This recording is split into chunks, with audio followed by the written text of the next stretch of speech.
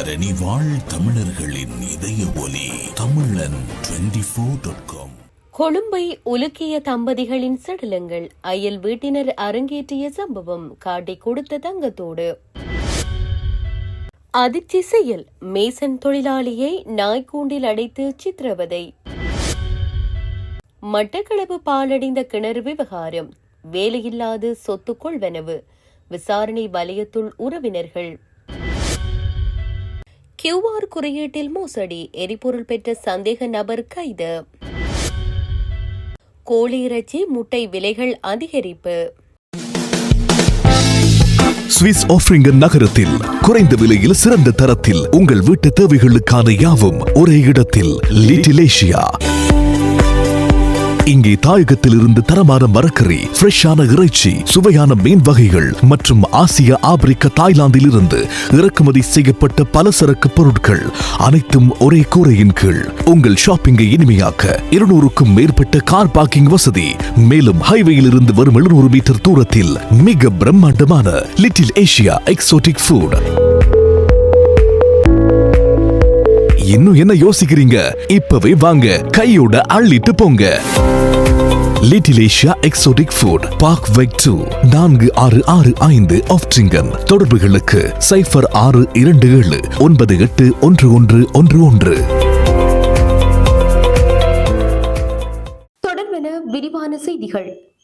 Corona பரவல் காலத்தில் Colombo grand pass பகுதியில் மர்மமான முறையில் காணாமல் போனதாக கருதப்பட்ட தம்பதியினர் 6 வருடங்களுக்கு பிறகு படுகொலை செய்யப்பட்டமை கண்டுபிடிக்கப்பட்டுள்ளதுடன் அவர்களின் சடலங்கள் தற்போது தோண்டி எடுக்கப்பட்டு வருகின்றன. கடந்த 2020ஆம் ஆண்டு கிராண்ட் பாஸ் போலீஸ் பிரிவுக்குட்பட்ட வெள்ளம்பிட்டிய கபிகொடுவபத்த பகுதியில் வசித்து வந்த 62 வயதுடைய தம்பதிகள் திடீரென காணாமல் போயிருந்தனர். இது தொடர்பாக உறவினர்கள் ஆரம்பத்தில் கிராண்ட் பாஸ் போலீசில் முறைப்பாடு செய்திருந்த போதிலும் நீண்ட காலமாக எவ்வித தடயங்களும் கிடைக்காத நிலையில் விசாரணை முடங்கியிருந்தது.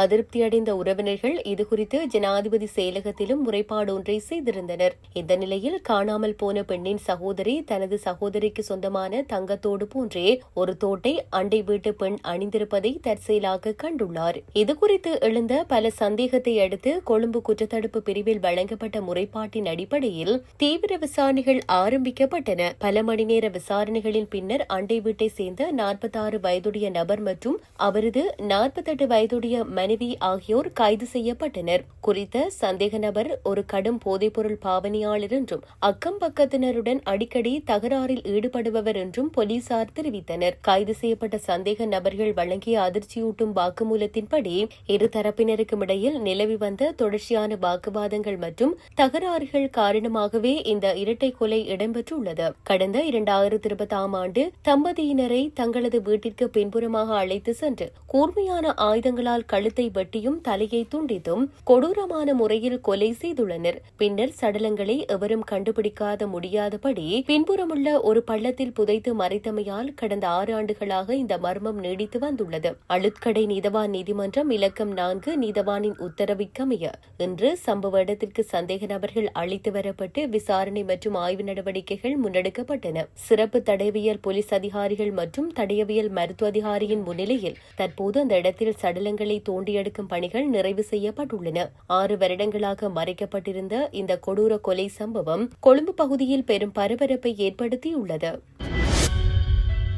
புத்தளத்தில் கடனாக பெற்ற பணத்தை திருப்ப செலுத்தவில்லை என்ற காரணத்திற்காக மேசன் தொழிலாளி ஒருவரை கடத்தி சென்று நாய்க்கூண்டில் அடைத்து வைத்திருந்த கும்பலை லுணுவில போலீசார் சுற்றி வளைத்து கைது செய்துள்ளனர். கடந்த 23ஆம் தேதி லுணுவில வெண்ணப்புவ மற்றும் பண்டிருப்புவ ஆகிய பகுதிகளில் முன்னெடுக்கப்பட்ட விசேட தேடுதல் நடவடிக்கையின் போதே பாதிக்கப்பட்ட நபர் மீட்கப்பட்டார். கற்பிட்டி நுரச்சோலை மாம்புரி பகுதியில் வசிக்கும் குறித்த மேசன் தொழிலாளி கடந்த 23ஆம் தேதி அதிகாலை 2 மணி அளவில் தனது மனைவி மற்றும் மகளுடன் வீட்டில் உறங்கிக் கொண்டிருந்தார். இதன்போது இனம் தெரியாத கும்பல் ஒன்று கதவை தட்டி அவரை பலவந்தமாக வெள்ளை நிற காரில் கடத்தி சென்றுள்ளது. இதுகுறித்து அவரது மனைவி நுரைச்சோலை போலீஸ் நிலையத்தில் வழங்கிய முறைப்பாட்டினை தொடர்ந்தே விசாரணைகள் முடக்கிவிடப்பட்டன. முதற்கட்ட விசாரணைகளில் பாதிக்கப்பட்ட நபர் பிரதான சந்தேக நபரிடம் வாங்கிய கடனை திருப்பி செலுத்த தவறியமையே இந்த கடத்தலுக்கு காரணமாகும் என்பது தெரியவந்துள்ளது. கடனை திருப்பி செலுத்தும் வரை அவரை பண்டிருப்புவ பகுதியில் உள்ள வீடொன்றில் இருந்த நாய்க்கூண்டுக்குள் அடைத்து வைத்து அக்கும்பல் சித்திரவதை செய்துள்ளது. பல மணி நேரம் உணவு மற்றும் நீரின்றி நாய்க்கூட்டில் அடைக்கப்பட்டிருந்ததால் உடல்நலம் பாதிக்கப்பட்ட அந்த தொழிலாளி தற்போது சிகிச்சைக்காக புத்தளம் வைத்தியசாலையில் அனுமதிக்கப்பட்டுள்ளார்.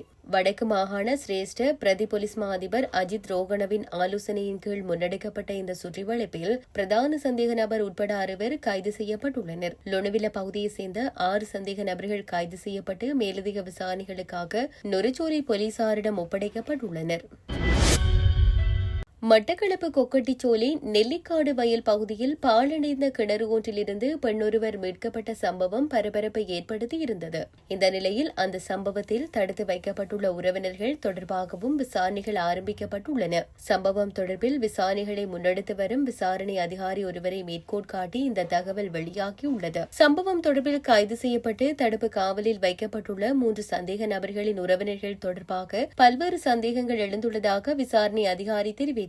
குறிப்பாக சந்தேக நபர்களின் உறவினர்கள் சிலர் எந்தவித பணிகளுக்கு செல்லாது சொத்துக்களை கொள்வனவு செய்துள்ளதாக தெரியவந்துள்ளது. அதற்கமைய முச்சக்கர வண்டி மற்றும் வீடுகளை கொள்வனவு செய்வதற்கு அவர்கள் முயற்சித்துள்ளதாக விசாரணை அதிகாரி தெரிவித்தார். இந்த நிலையில் இவ்வாறான சொத்துக்களை கொள்வனவு செய்வதற்கு அவர்களுக்கு எவ்வாறு பணம் கிடைத்தது, அவர்களும் சந்தேக நபர்களுடன் தொடர்பு பட்டுள்ளனரா என்பது குறித்தே விசாரணைகள் ஆரம்பிக்கப்பட்டுள்ளன. முச்சக்கர வண்டி சாரதியான பிரதான சந்தேக நபர் நிதி கொடுக்கல் வாங்கல்களிலும் மோசடிகளை செய்துள்ளமையும் விசாரணைகளில் இருந்து தெரிய வந்துள்ளது. அதற்கமைய தடுத்து வைக்கப்பட்டுள்ள உறவினர்களும் பல சம்பவங்களுடன் தொடர்பு பட்டிருக்கலாம் என்ற கோணங்களில் விசாரணைகளை முன்னெடுத்து வருவதாக அந்த அதிகாரி தெரிவித்துள்ளதாகவும் கூறப்படுகிறது.